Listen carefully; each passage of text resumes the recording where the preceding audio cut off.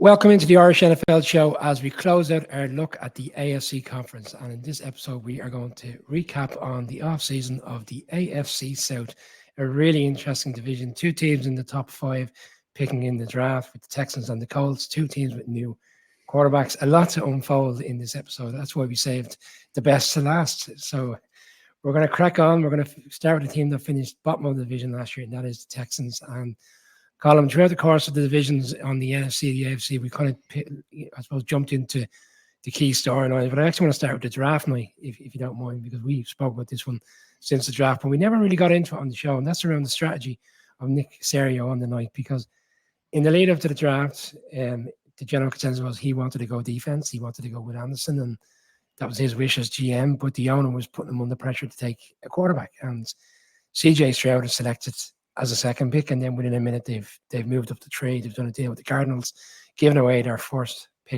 round pick for next year. Now, there's a lot of people that felt that it wasn't really the move up for Will Anderson, it was the move up for CJ Stroud in terms of what the value of the deal was. But they didn't want to take an opportunity that he was at 3. I'm not convinced you are buying into that, or you think it was a heavy deal, but I could see the reasoning behind it to a certain extent. Do you think it's a valid conversation? No, not in any way, shape, or form. It was idiotic. It truly was. And I say that with the idea that I really liked the Texans head coach hire. I think DeMeco Ryans is a fantastic coach. And in an era where, people are going out, and look, we'll come to the Colts head coach, but people are going out deliberately looking for offensive-minded head coaches. I can totally get behind this hiring. I think he will be a really, in so much as anyone can predict, but I do think he will be a very good head coach. So I thought I loved that. I thought that going for CJ Stroud was fine. That made a lot of sense. They needed a QB if that's what the owner wanted to do. I mean, there's an asterisk beside all the QBs in this draft, but I don't understand going for a backup for Anderson. Given what they had to give up, it was ridiculous. I would say the Cardinals could not believe their luck. I mean, truly, this was like, and I could say, because, I watched my GM embarrass himself in the riches he was willing to give up, both in terms of the trade and the contract. But my goodness, the Cardinals, I would say but was this something like, the infamous Seth Johnson contract negotiations at Leeds, where we're not going to settle for anything less than 22,000, and Risdale opens with 30, and the lads look so shocked that Risdale thinks he's under, like, oh my God, I totally understood. 38. Immediately, and they can't believe their luck. I would imagine maybe it was something like that for the Cardinals front office.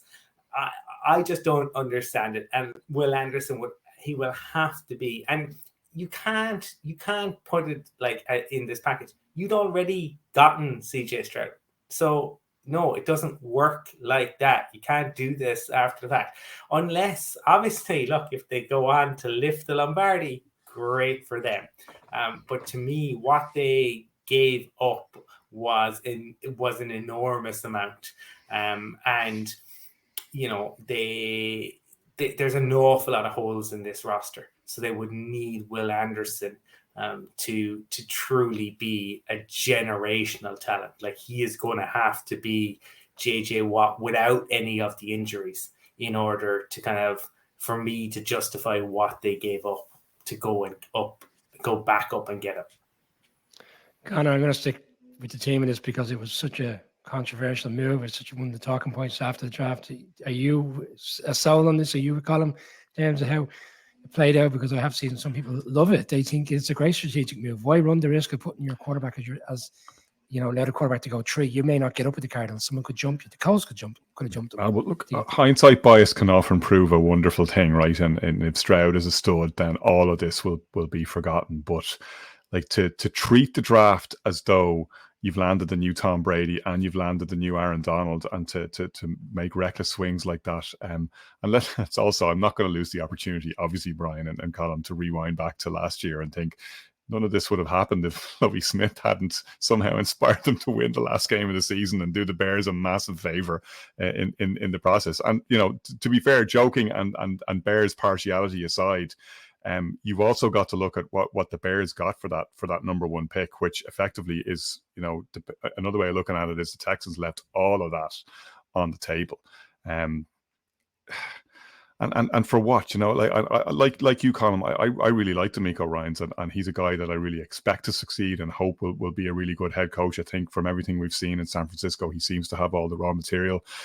I wanted better for him than to start his head coaching career at this franchise, you know, an ownership group that, you know, a lot of question marks over, general manager with a lot of question marks over, as you've just outlined beautifully in the context of what he did in this draft and with other moves he's made.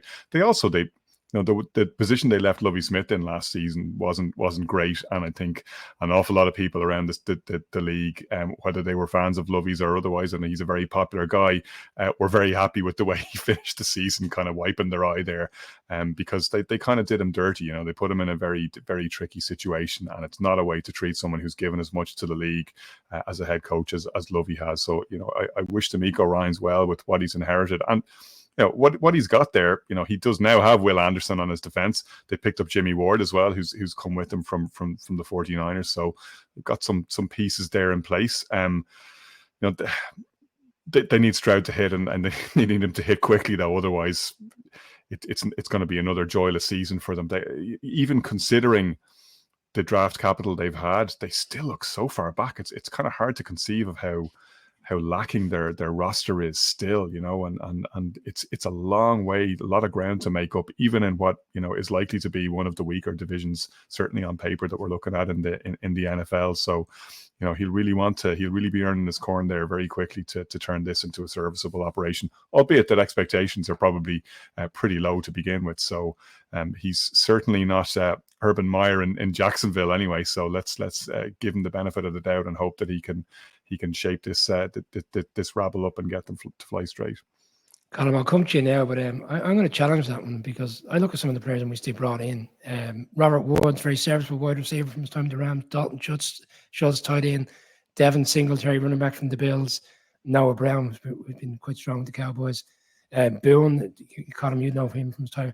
Like, I'm not saying they're going to be up there and challenging for the playoffs, but they have brought in players that are serviceable and can go out on their own. Best case scenario, unless you're very lucky, you'll hit on 50% of those signings. Fair enough. Yeah, I would have, and you know, we're 2 years on from my kind of infamous rant about the Texans, but so like they've been bottom feeders for so long, and that's why I find, you know, I don't want to labor too much, but that giving up the pick for next year, because Casario's done it again. They signed 18 vets to 1 year contract. This is what they do. They bring huge numbers of guys in, the turnover every year. And it hasn't worked. As Conor rightly pointed out, like, if Lovie, you know, and they traded him shambolically, but if Lovie hadn't gotten word of what was going to happen, like, they'd have had the number one pick again very likely. And what happens if Stroud doesn't work out and their number one pick potentially? Remember, this is in an AFC. I mean, if everything works, great, but if it doesn't, they could have given a top 5 pick away in a much, much better, at least on paper, draft class next year. So to me, you know, that's the area when you look at the defense. Yeah, they have some serviceable guys, but Mike Boone was always injured. Woods coming off injury. I like Dalton Schultz. I think he's decent, but there's a lot of question marks for me. Sheldon Rankins, very, you know, that's another one of their offseason moves that I like. But like, overall, I look at the defense and I go, okay, you got Will Anderson, and you got Sheldon Rankins, and you got Derek Stingley. I'm not as sold as on Jimmy Ward. I can understand why the 49ers kind of moved on. I think there's just so many holes for me for them to really turn it around. I'd be amazed if this is like, you know, one of those worst to first type scenarios. I don't think it's as bad as it. I kind of get the impression you guys aren't sold whatsoever, and you expect them to be top five. Well, top five again, but not obviously picking in the first round.